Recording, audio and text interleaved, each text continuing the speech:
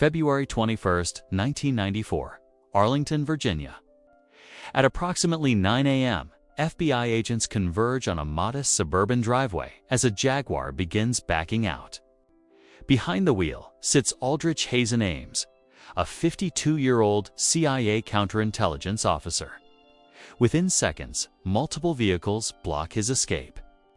Armed agents surround the car. The most devastating KGB spy in American history has just run out of road. "You're making a big mistake," Ames shouts as handcuffs snap shut around his wrists. "You must have the wrong man."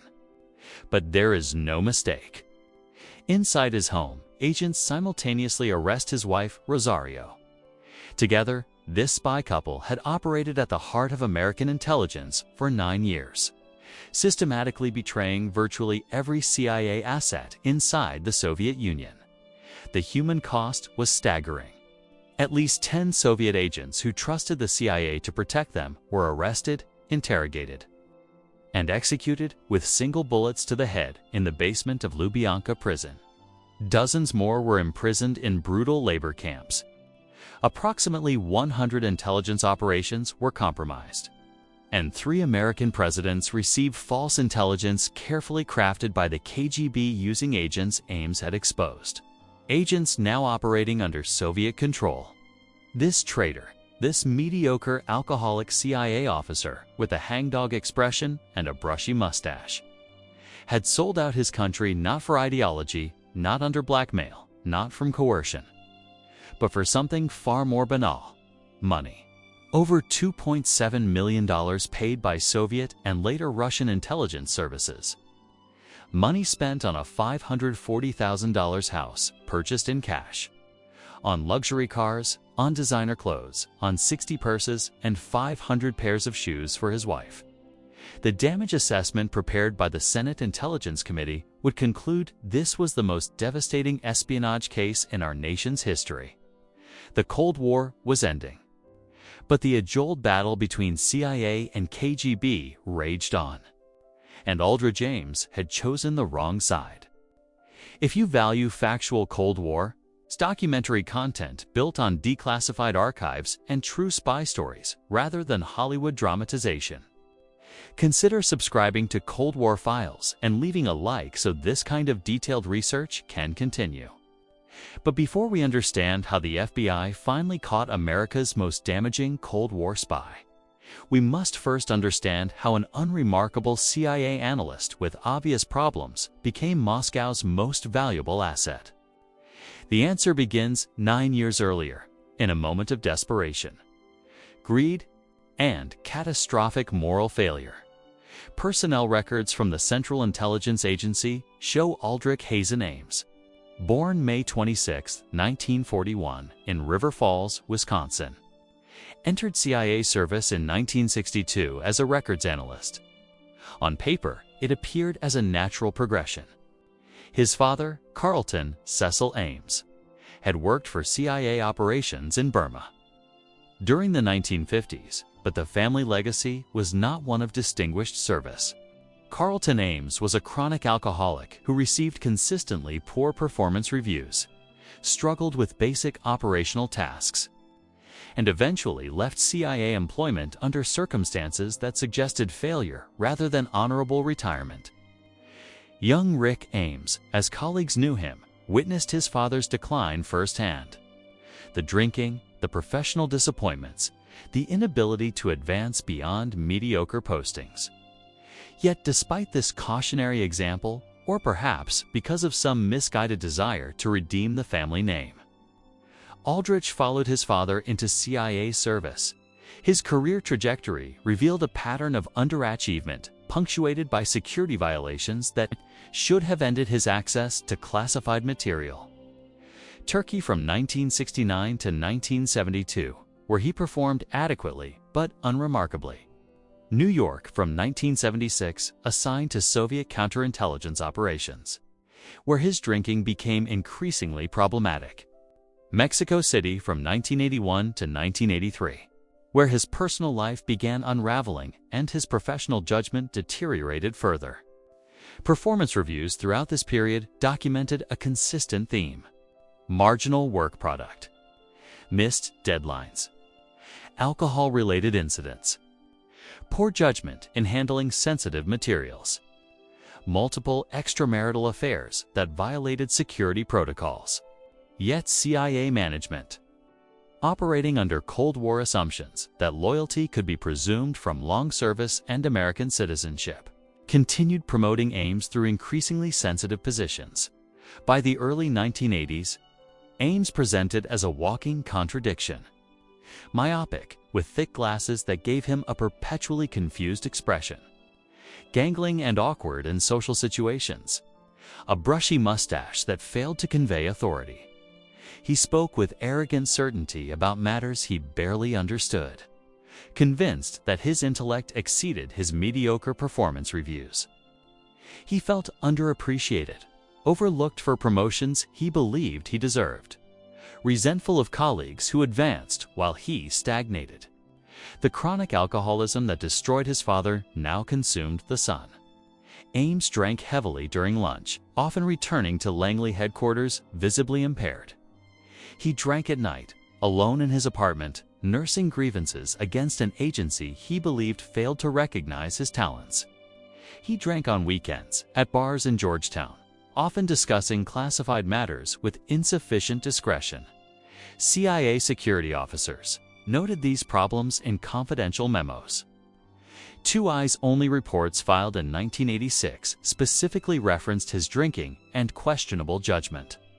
Yet no comprehensive security investigation was initiated.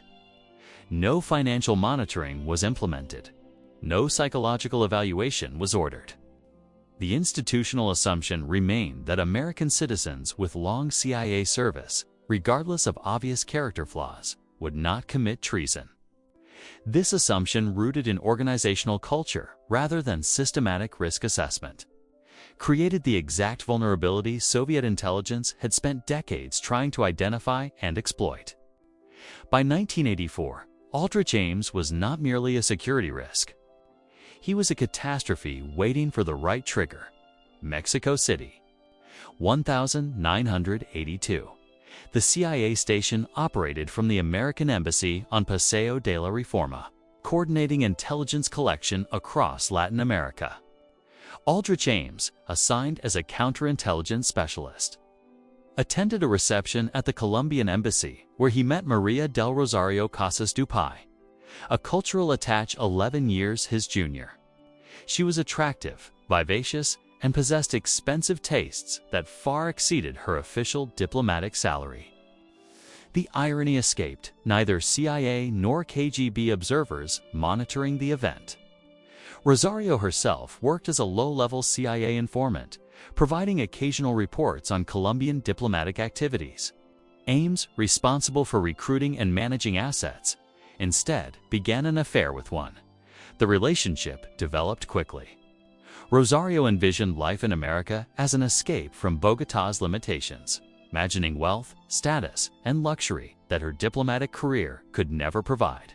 Ames, trapped in a failing marriage to his first wife, Nancy, saw Rosario as validation of his worth, proof that despite his professional mediocrity, he could attract a younger, beautiful woman. By 1984, the affair was no longer secret. Nancy Ames, aware of her husband's infidelity and exhausted by years of his drinking and financial irresponsibility, filed for divorce in September 1984. The financial devastation arrived with mathematical precision. The divorce settlement required $46,000 in immediate payments to Nancy. Credit card debt, accumulated from years of drinking and entertainment, totaled thousands more. Rosario's expectations for American life included expensive restaurants, designer clothing, international travel, and social status that required substantial income. Ames's CIA salary, approximately $60,000 annually, could not possibly support the lifestyle his future wife demanded. Between December 1984 and February 1985, Ames faced a crisis that combined immediate financial catastrophe with long-term economic impossibility. He needed money, not small amounts to bridge temporary gaps, but substantial sums to reset his financial situation entirely. During this period, Ames began constructing rationalizations that would justify the unthinkable. He convinced himself that political intelligence gathering was ultimately meaningless theater, that the Cold War rivalry between superpowers was absurd posturing, that CIA operations caused more harm than good by maintaining American imperial power. These justifications, transparently staring, allowed him to contemplate betrayal without confronting the moral enormity of what he was considering. He told himself it would be a one-time transaction. Provide some names, collect enough money to solve his immediate problems, then walk away clean. The delusion was complete.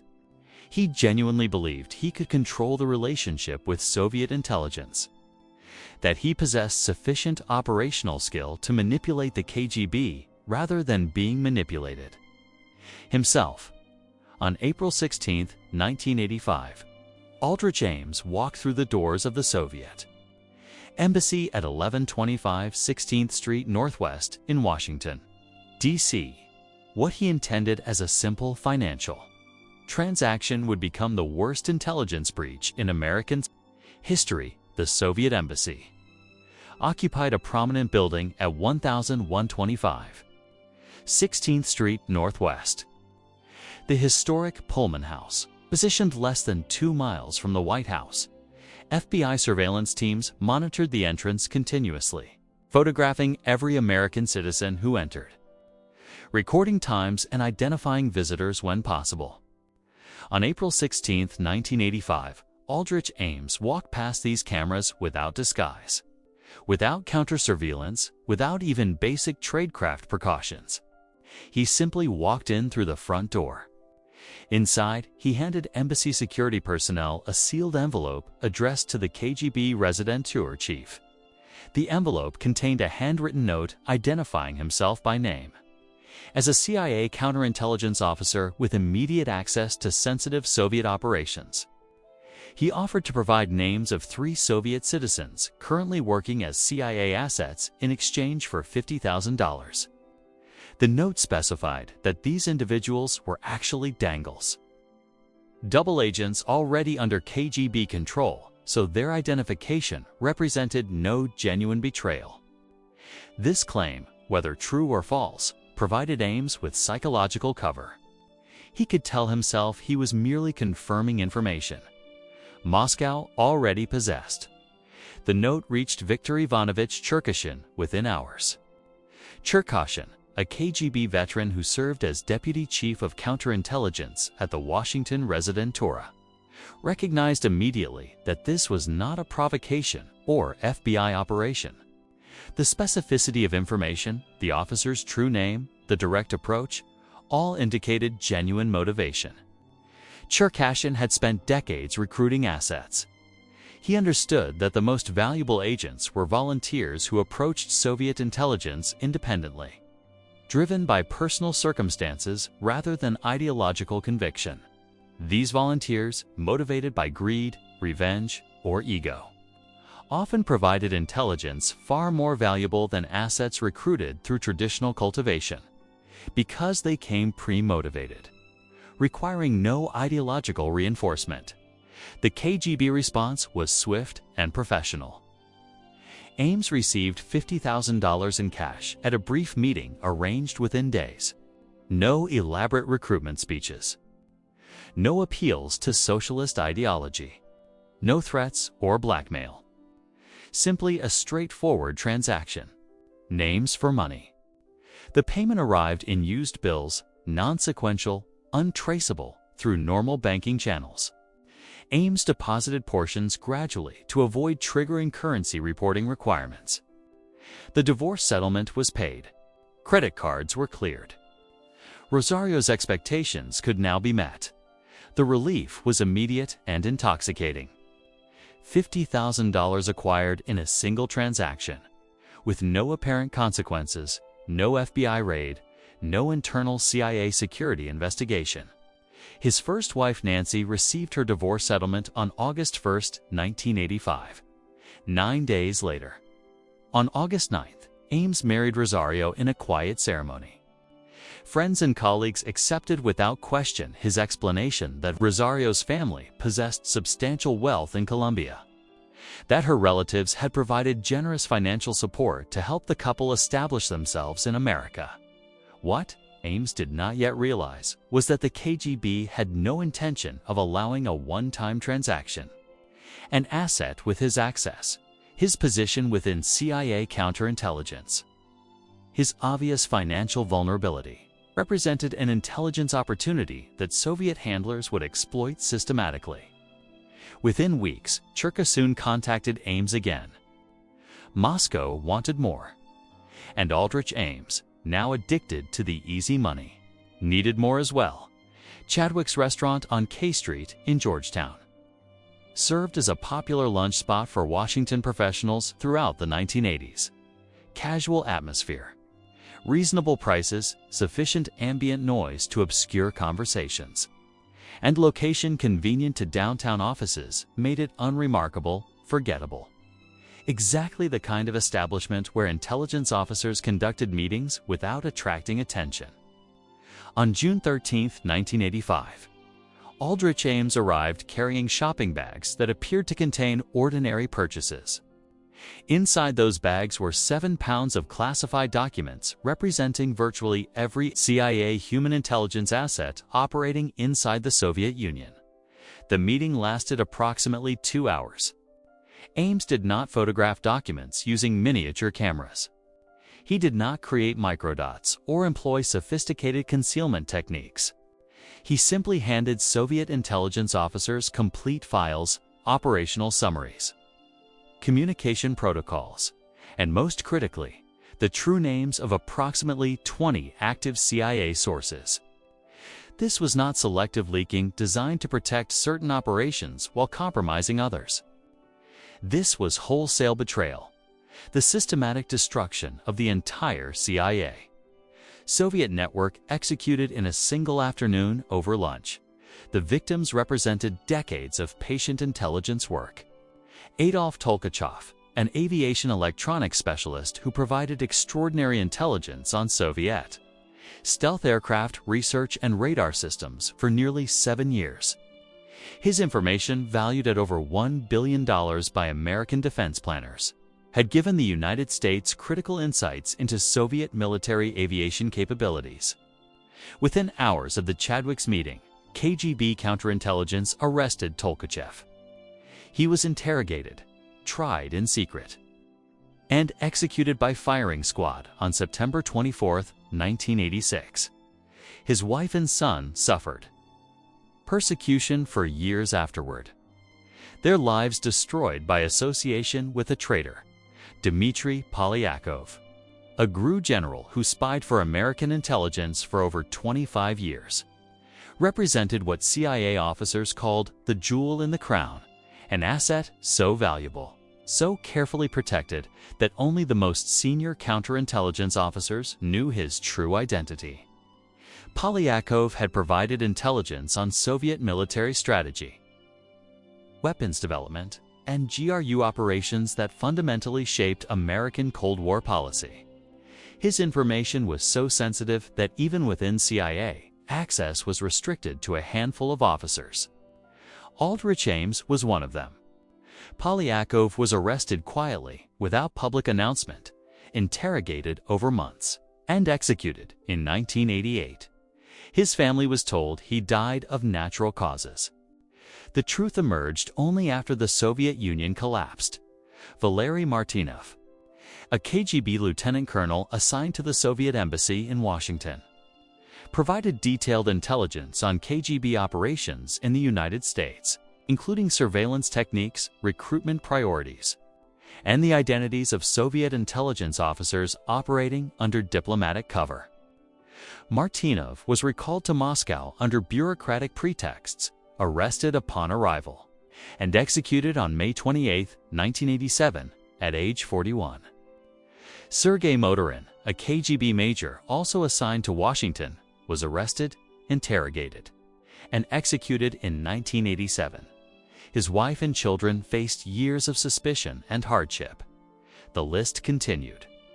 Leonid Polesik, Vladimir Peguzov, Vladimir Vasilyov, Gennady Smetnin, Gennady Voronik, Sergei Vorontsov. Each name represented a human being who had risked everything to provide intelligence to the United States.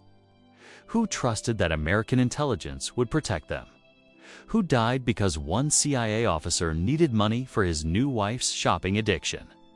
Several agents escaped execution through luck or exceptional circumstances.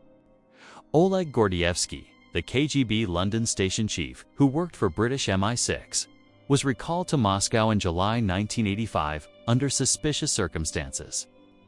MI6 mounted a dramatic exfiltration operation, smuggling him across the Soviet-Finnish border, concealed in the trunk of a diplomatic vehicle. Boris Yugin, arrested and sentenced to 15 years in labor camps, survived imprisonment and eventually immigrated to the United States after the Soviet collapse. The KGB understood psychology better than Aldrich Ames understood himself. Viktor Cherkashin recognized that his newly recruited asset possessed neither the discipline nor the intelligence to manage sudden wealth discreetly. The payments, therefore, arrived in carefully calibrated installments designed to maintain motivation while avoiding suspicion. By the end of 1985, Ames had received approximately $300,000. By 1989, after his Rome posting ended and he returned to CIA headquarters in Langley, the total exceeded $1.8 million. With an additional $900,000 set aside in Moscow, accounts for future access. In 1989, Aldrich and Rosario Ames purchased a house at 2512 North Randolph Street in Arlington, Virginia, for $540,000. They paid cash. No mortgage, no loan documents, no financial institution verifying income or employment. Simply a cashier's check for the full purchase price. The house, a substantial property in an affluent neighborhood, required extensive renovations that cost an additional $100,000. Custom kitchen, upgraded bathrooms, professional landscaping, security systems. CIA officers earned approximately $60,000 annually in 1989, even accounting for Rosario's occasional work. Their combined legitimate income could not possibly support the purchase price. Let alone the renovations, the vehicles parked in their driveway told the same story. A Jaguar sedan for Aldrich, luxury imports for Rosario, both purchased outright without financing. CIA colleagues noticed. How does a mid-level analyst afford a Jaguar? The question was asked at office coffee machines during lunch conversations in classified hallways at Langley. Yet nobody with authority to investigate chose to pursue the obvious discrepancy. In 1989, a CIA colleague formally reported concerns about Ames's unexplained wealth to his supervisor. The supervisor filed the report and took no further action. No financial investigation was initiated. No security review was conducted. No questions were asked beyond perfunctory acceptance of Ames's explanation that Rosario's family possessed substantial wealth in Colombia. The Colombian properties accumulated. A ranch outside Bogotá purchased for cash. An apartment in the capital's most expensive district. A seaside holiday home on the Caribbean coast. Each purchase documented in Colombian property records, each representing expenditures far exceeding any plausible legitimate income source. Rosario's spending became legendary among family and friends in Colombia. $5,000 monthly phone bills, calling relatives and arranging shopping trips. 60 designer purses discovered during post-arrest inventory, many still wrapped in original packaging, never used. Over 500 pairs of shoes, stored in custom closets organized by color and style. 165 unopened boxes of pantyhose. Dozens of designer dresses with price tags still attached. 6 Rolex watches. Credit card receipts documenting $6,000 spent during a single weekend shopping trip to New York. The espionage operations continued throughout this period following established KGB protocols. Ames met regularly with his primary contact, Sergei Dmitrovich Shuvakin, a Soviet embassy official whose diplomatic status provided cover for intelligence activities. The meetings occurred at restaurants, parks, and cultural events throughout Washington. Communication between meetings relied on signal sites and dead drops. The most famous signal site was a blue residential mailbox at the intersection of 37th and R Streets Northwest in Georgetown. Ames would place a white chalk mark above the United States Postal Service emblem, visible only to observers who knew what to look for.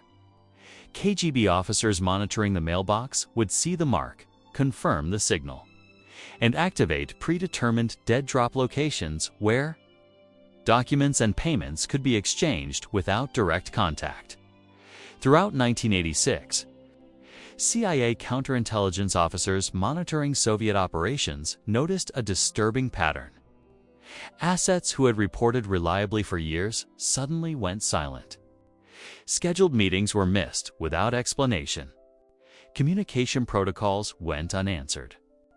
By mid-1986, the pattern became undeniable. The entire CIA human intelligence network inside the Soviet Union was systematically collapsing. Senior officers at Langley headquarters convened emergency meetings to assess what internal documents would later describe as the biggest intelligence disaster in CIA history. Conclusion was inescapable.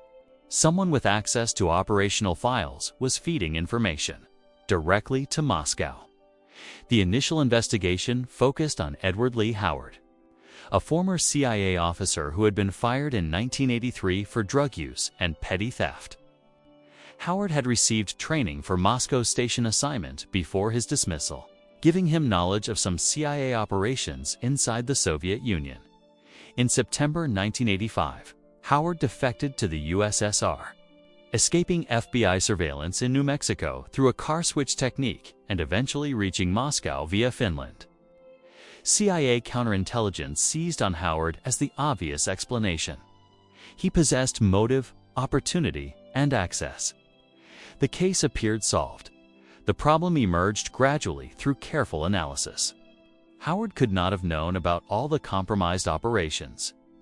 Several agents whose covers were blown had been recruited after Howard's dismissal and training, meaning he never had access to their identities. Oleg Gordievsky, the KGB London chief working for British MI6, was recalled to Moscow under suspicion on May 17, 1985. This occurred before Ames's catastrophic June 13 meeting at Chadwick's and well after Howard's 1983 firing. The timeline did not align. If Howard was the mole, how were operations he never knew about being compromised? Between 1986 and 1988, CIA internal security conducted what would later be criticized as a perfunctory investigation. 90 CIA employees with access to Soviet operations were examined. Financial reviews were superficial. Lifestyle questions were asked but not seriously investigated. Aldrich Ames appeared on the list of subjects reviewed. Security officers noted his recent marriage to a Colombian national and his improved financial circumstances. Ames provided his standard explanation. Rosario's family possessed wealth. Her relatives had provided generous gifts to help the couple establish themselves. The explanation was accepted without verification. No investigator contacted Colombian authorities to confirm the existence of wealthy relatives. No financial forensic analysis traced the actual sources of Ames's deposits. The investigation closed in 1988 without identifying the penetration. Assets continued dying. Operations continued failing. By 1991, a small CIA team led by analyst Gene Vertifoyle began systematic re-examination of all personnel with access to compromised operations. The methodology was painstaking. Cross-reference every compromised operation against personnel access logs. Identify which officers knew about which agents. Look for patterns, correlations, anything that might narrow the suspect pool. The breakthrough came from financial analysis. Vertifield's team noticed that Ames's bank deposits consistently followed within days of his meetings with Soviet officials. The correlation was too precise to be coincidental. In August 1991, CIA requested FBI assistance. A joint CIA-FBI task force was formed. Aldrich Ames moved from peripheral suspect to primary target in May 1993. The FBI opened a formal criminal espionage investigation designated Operation Nightmover. FBI Special Agent Leslie G. Weiser Jr., a veteran counterintelligence specialist, assumed operational command with Assistant Director Robert Bear Bryant providing strategic oversight. The investigation faced extraordinary challenges. Building a prosecutable criminal case required evidence meeting legal standards far exceeding intelligence assessments. Every piece of evidence had to be obtained legally, documented meticulously, and presented in ways that would withstand courtroom scrutiny. More critically, the investigation had to proceed without alerting Ames to FBI awareness. If he suspected surveillance, he could destroy evidence, cease espionage activities, or defect to Moscow immediately, taking with him detailed knowledge of American counterintelligence capabilities. The FBI deployed comprehensive surveillance resources rarely concentrated on a single target. Physical surveillance teams rotated in shifts, following Ames from his Arlington home to CIA headquarters, tracking his movements through Washington, documenting meetings, photographing contacts, and recording license plates of vehicles he approached. The surveillance had to remain completely covert. Detection would end the investigation before prosecution became possible. Technical surveillance expanded in parallel. FBI technicians obtained court authorization for wiretaps on Ames's home telephone lines. They installed miniature listening devices in his house during carefully planned entries when the family was away. They placed a tracking beacon in his Jaguar, a tone-based system that predated GPS technology, but allowed continuous monitoring of vehicle location throughout the Washington metropolitan area. The financial investigation traced money flows with forensic precision. FBI accountants subpoenaed bank records, credit card statements, property transactions, and investment accounts. The pattern was unambiguous. Large cash deposits appeared regularly in Ames's accounts, typically within 48 to 72 hours after meetings with Soviet embassy officials. The deposits bore no relationship to CIA salary payments or legitimate income sources. Property purchases in Virginia and Colombia were traced through title records and cross-referenced against declared income. The disparity was mathematically impossible to explain through legal earnings. Operation Courtship. The FBI's trash collection program provided critical documentary evidence. Agents collected garbage from the Ames residence before regular municipal pickup, transporting bags to FBI laboratories for systematic examination. Every piece of paper was photographed, cataloged, and analyzed. On September 15, 1993, analysts discovered a torn yellow Post-it note bearing 3 handwritten notations. North referred to a signal site location. Pipe indicated a specific dead drop near a drain pipe in Wheaton Regional Park. B represented Bogota, Colombia, suggesting an upcoming meeting.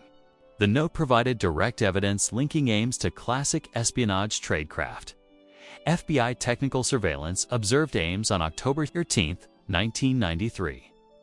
As he approached the mailbox at 37th and R Streets Northwest, surveillance teams watched him pause, reach toward the mailbox, and make a brief chalk mark above the Postal Service emblem before walking away.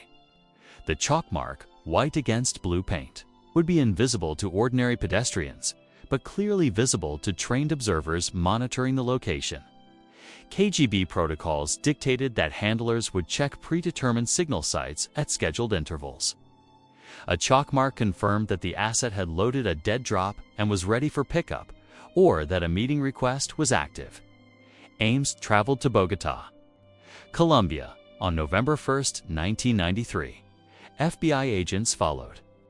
maintaining covert surveillance throughout his trip.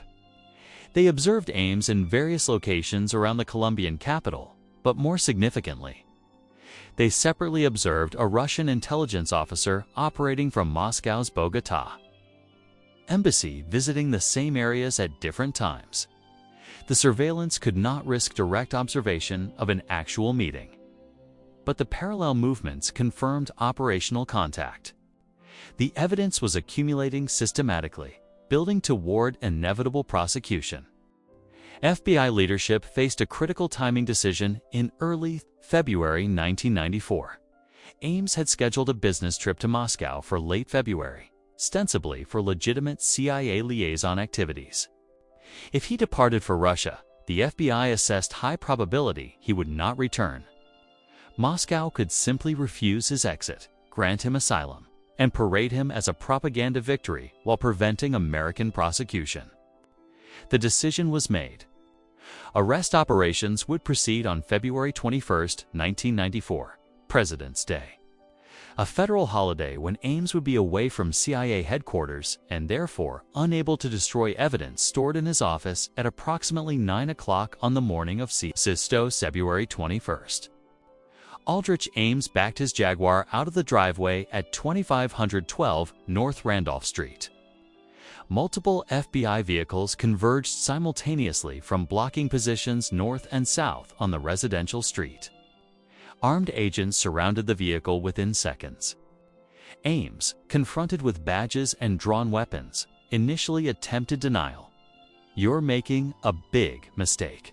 You must have the wrong man." The handcuffs closed around his wrists as agents read formal arrest charges: espionage, conspiracy to commit espionage, tax fraud. Inside the house, additional FBI agents arrested Rosario Ames simultaneously, preventing any opportunity to destroy evidence or warn contacts. The search of the Ames residence continued for days.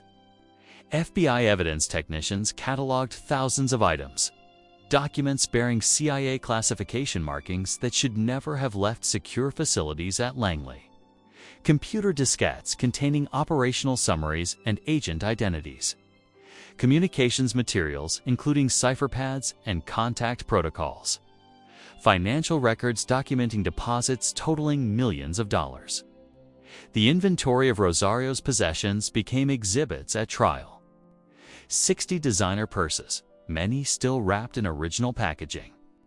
Over 500 pairs of shoes organized in custom closets. 165 unopened boxes of pantyhose. Dozens of unworn designer dresses with price tags attached. 6 Rolex watches. The material excess, purchased with money paid for betrayed agents' lives, became visceral evidence of motivation. Media coverage exploded within hours. Front-page headlines proclaimed the arrest of the CIA's worst traitor. Network news broadcasts led with detailed accounts of the 9-year espionage operation. Senate Intelligence Committee Chairman Dennis DeConcini announced immediate hearings to investigate how such devastating penetration could continue undetected for nearly a decade. CIA Director R. James Woolsey faced intense pressure to explain systemic security failures that allowed an obviously compromised officer to operate freely. Prosecutors offered Aldrich and Rosario Ames a plea agreement in early April 1994 if Ames cooperated fully with damage assessment interviews and provided complete testimony about his espionage activities. Rosario would receive a significantly reduced sentence. The motivation was transparent. Ames wanted to minimize his wife's imprisonment to reduce trauma for their son Paul, who was 5 years old at the time of arrest. On April 28, 1994, both defendants appeared in federal court to enter guilty pleas. Ames's allocution was remarkable for its matter-of-fact tone. He acknowledged compromising virtually all Soviet agents of the CIA and other American and foreign services known to me. He admitted providing a huge quantity of information on United States foreign, defense, and security policies. He confirmed that approximately 100 intelligence operations had been compromised as a direct result of his espionage. When asked about motivation, Ames stated simply, "financial troubles, immediate and continuing." He admitted knowing that at least 10 agents had been executed as a direct consequence of information he provided to Soviet intelligence.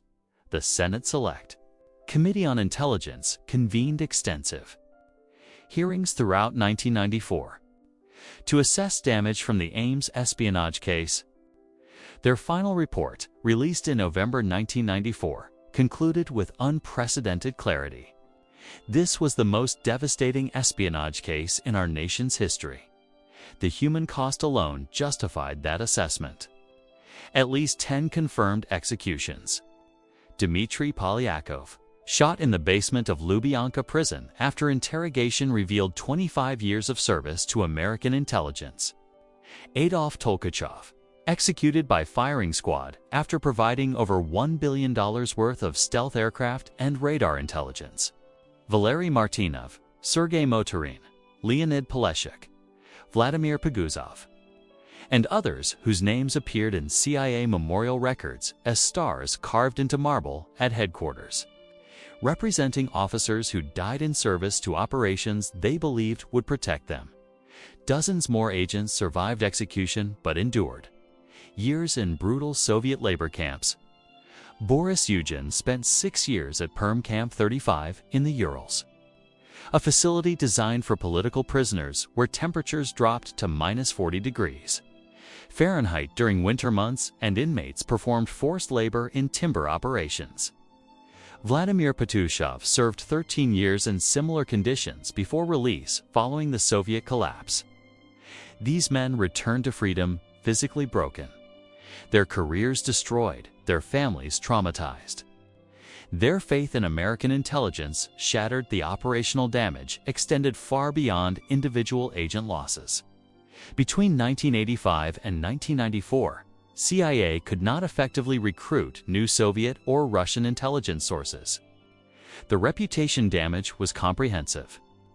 Word spread through Moscow's intelligence community that CIA could not protect its agents. Potential recruits, even those ideologically opposed to Soviet leadership or motivated by financial incentives, calculated that cooperation with American intelligence meant probable death. The recruitment freeze lasted nearly a decade, crippling American human intelligence capabilities during the final years of the Cold War and the chaotic transition period. Following Soviet collapse, the KGB exploited compromised agents with extraordinary sophistication. Rather than immediately arresting every agent Ames identified, Soviet counterintelligence arrested some quietly, while allowing others to continue operating under KGB control. These controlled agents fed carefully crafted disinformation to CIA handlers who believed the intelligence was genuine. This false intelligence flowed through CIA analytical channels, appeared in presidential daily briefings, and influenced policy decisions at the highest levels of American government.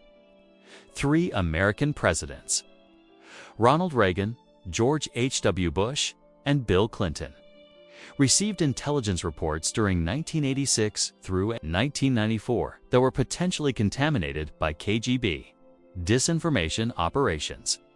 The financial cost was calculated in billions. Compromised technical operations where American intelligence had invested years of development, work, and substantial funding. Research programs exposed through documents Ames provided. Counterintelligence operations that failed because KGB knew American priorities and methods. The comprehensive damage assessment prepared by CIA and FBI analysts remained classified for decades. Portions declassified in subsequent years revealed that Ames had compromised over 100 specific intelligence operations spanning human intelligence collection, technical surveillance programs, and liaison relationships with allied intelligence services. The Department of Justice characterized the damage formally in court filings as causing exceptionally grave damage to the national security of the United States. The Ames' case forced comprehensive reforms across American intelligence agencies. CIA Director R. James Woolsey ordered immediate implementation of enhanced security protocols in May 1994. Personnel security procedures were fundamentally restructured. Mandatory lifestyle polygraph examinations were instituted every 5 years for all officers with access to classified information, replacing the previous system where polygraphs occurred only at initial hiring. Random financial audits became standard procedure, with officers required to report foreign bank accounts, significant purchases, and unexplained income sources. Credit checks were conducted regularly, with algorithms designed to flag spending patterns inconsistent with declared income. The counterintelligence division received substantial budget increases and expanded authority. Dedicated CI officers were assigned to monitor personnel in sensitive positions, conducting background investigations that extended beyond initial security clearances to include ongoing behavioral analysis. Need-to-know principles were enforced more strictly, with document access logs requiring justification for every classified file retrieval. Compartmentalization improved, limiting the number of officers who possessed comprehensive knowledge of human intelligence networks. Computer systems were upgraded with access logging that tracked which officers viewed which files, creating audit trails that could be analyzed retrospectively if penetration was suspected. The cultural changes proved more difficult to implement than technical reforms. CIA had operated for decades under assumptions rooted in Cold War collegiality. Officers trusted each other based on shared institutional loyalty and American citizenship.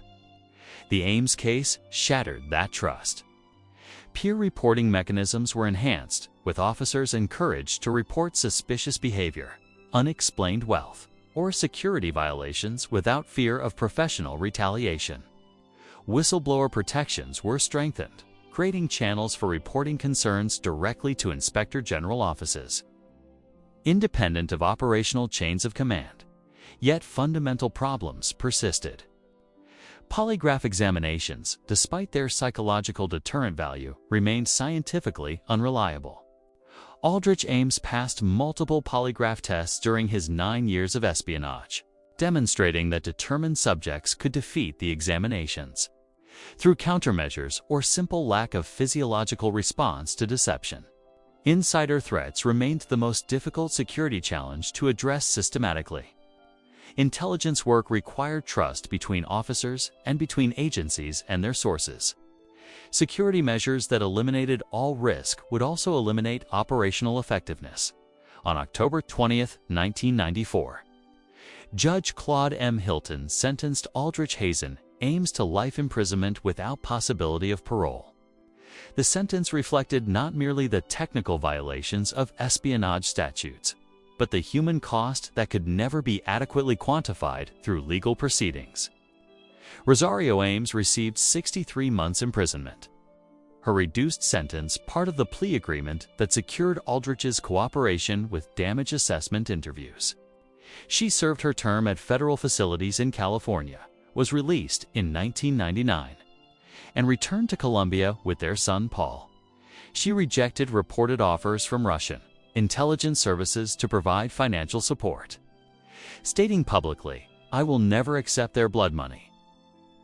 She lives quietly in Bogotá today, rarely speaking about the events that destroyed her American dreams and cost at least 10 men their lives. Aldrich Ames spent the remainder of his life in federal custody. Initially imprisoned at Federal Correctional Institution Allenwood in Pennsylvania, he was later transferred to FCI Cumberland in Maryland. He gave occasional interviews over the decades, displaying no genuine remorse, maintaining that CIA was morally corrupt, that political intelligence gathering served imperial American interests, and that the agents who died were casualties of an intelligence war they understood when they volunteered. On January 5, 2026, Aldrich Ames died at age 84 at FCI Cumberland. His death received minimal media attention.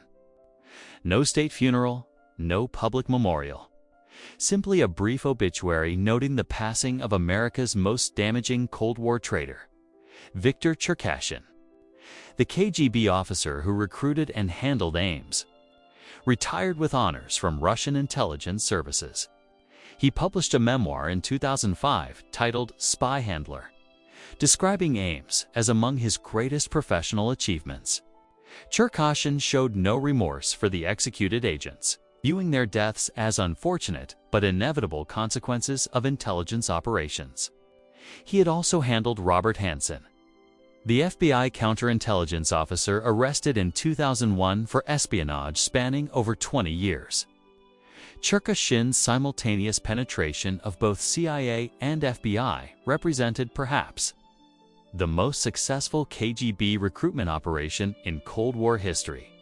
The mailbox at 37th and R Streets Northwest in Georgetown still stands today, now a minor landmark for espionage enthusiasts who photographed the ordinary blue postal box that played a role in the worst intelligence breach in American history.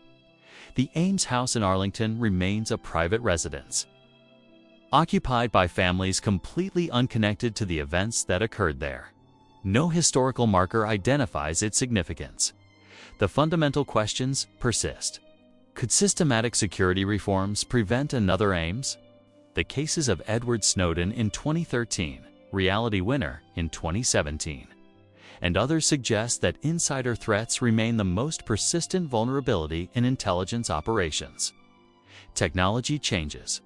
Encryption improves. Counterintelligence capabilities expand. But human motivation, greed, ideology, revenge, and ego continue driving individuals to betray trust for reasons that security systems struggle to predict or prevent.